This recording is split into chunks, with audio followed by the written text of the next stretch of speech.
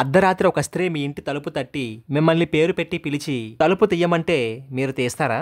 రామాపురం అనే గ్రామంలో మల్లయ్య అనే వ్యక్తి చేతిగాజులు అమ్ముకుంటూ జీవనం సాగించేవాడు. తెల్లవారుగానే ఇంత గంజి తాగి గాజుల మూటను భుజాన తగిలించుకొని చుట్టుపక్కల గ్రామాలన్నీ తిరిగి వ్యాపారం ముగించుకొని సాయంత్రానికి తిరిగి ఇంటికొచ్చేవాడు. ఈ మల్లయ్య దగ్గర నాణ్యమైన గాజులు తక్కువ ధరకే లభించడం వల్ల చుట్టుపక్కల గ్రామాల్లో ఉన్న ఆడవాళ్ళందరూ ఇతని దగ్గరే గాజులు కొనేవారు. ఈ గాజుల మల్లయ్య రోజు ఉదయం బయలుదేరి వెళ్లేటప్పుడు తన ఊరి పొలిమేరలో ఉన్న గ్రామ దేవతకి నమస్కరించి మరీ వెళ్లేవాడు. అదే విధంగా సాయంత్రం ఇంటికి తిరిగి వచ్చేటప్పుడు ఊరి పొలిమేరలో ఉన్న అమ్మవారి గుడి ముందు గాజుల మూట దింపి అమ్మవారికి నమస్కరించి ఇంటికి తిరిగి వచ్చేవాడు. రోజులాగే ఒక రోజు మల్లయ్య ఇంటికి వచ్చి భోజనం చేసి పడుకున్నాడు. సరిగ్గా అర్ధరాత్రి సమయంలో తలుపు చప్పుడైంది. అలా కొద్దిసేపటికి మల్లయ్యకి మెలకువ వచ్చి ఆగండి ఆగండి వస్తున్నాను, ఈ సమయంలో వచ్చారేంటి అని మాట్లాడుకుంటూ వెళ్లి తలుపు తెరిచి చూశాడు. బయట ఎవరూ లేరు. కానీ రెండు చేతులు మాత్రం గాల్లో కనిపిస్తూ మల్లయ్య నాకు గాజులు తొడగవు అంటూ ఒక స్త్రీ కంఠం వినిపించింది. నిద్రమత్తులో ఉన్న మల్లయ్య ఈ సమయంలో ఎవరైనా గాజుల కోసం వస్తారా అంటూ లోపలికి వెళ్లి ఇంట్లోకి వెళ్లి మంచి గాజులు తీసుకొచ్చి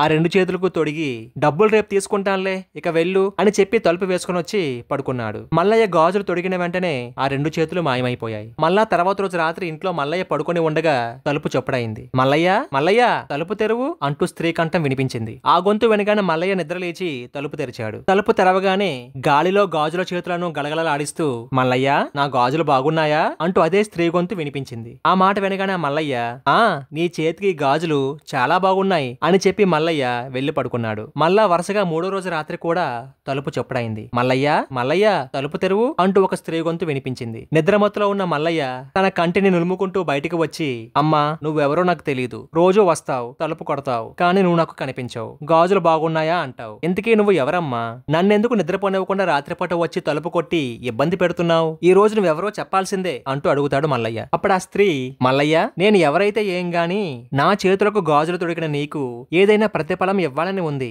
ఏం కావాలో కోరుకో మల్లయ్య అంటూ స్త్రీ గొంతు వినిపిస్తుంది. అప్పుడు మల్లయ్య నేనేం కోరుకుంటాను తల్లి, నాలుగూర్లు తిరిగి వ్యాపారం చేసుకునే సత్తువ నా కాళ్లకుంటే చాలు, కష్టపడి నా భార్య బిడ్డలను పోషించుకుంటాను, నా మనసెరిగి నడుచుకునే భార్య, నా మాట జబదాడని పిల్లలు నాకున్నారు, ఇంతకు మించి నాకేం కావాలి, వాళ్లకు ఎలాంటి కష్టం రాకుండా చూసుకో తల్లి, అదే నాకు 10,000 అంటాడు మల్లయ్య. అప్పుడు ఆ స్త్రీ మల్లయ్య నీ మంచి మనసే నీకు రక్ష, పిల్లా పాపలతో నువ్వు చిరకాలం సుఖశాంతులతో వర్దలగలవు అంటూ తను ప్రతిరోజు పూజించే గ్రామదేవత లీలగా కనిపించి అదృశ్యమైపోతుంది. ఇది కేవలం కథ మాత్రమే కాదు, నిజంగా జరిగిన సంఘటన కూడా. ఇప్పటికే గ్రామదేవతలను విశ్వసించి ఆమెపైనే భారం వేసి జీవితాన్ని కొనసాగించే భక్తులను గ్రామదేవతలు ఈ విధంగా ఆదుకున్న సంఘటనలు చాలానే ఉన్నాయి. మా ఊరిని రక్షించే గ్రామదేవత పేరు శ్రీ నూకాంబికా మాత. మరి మీ ఊరిని కాచి కాపాడే గ్రామదేవత పేరు మీకు తెలిస్తే కామెంట్లో తెలియజేయండి.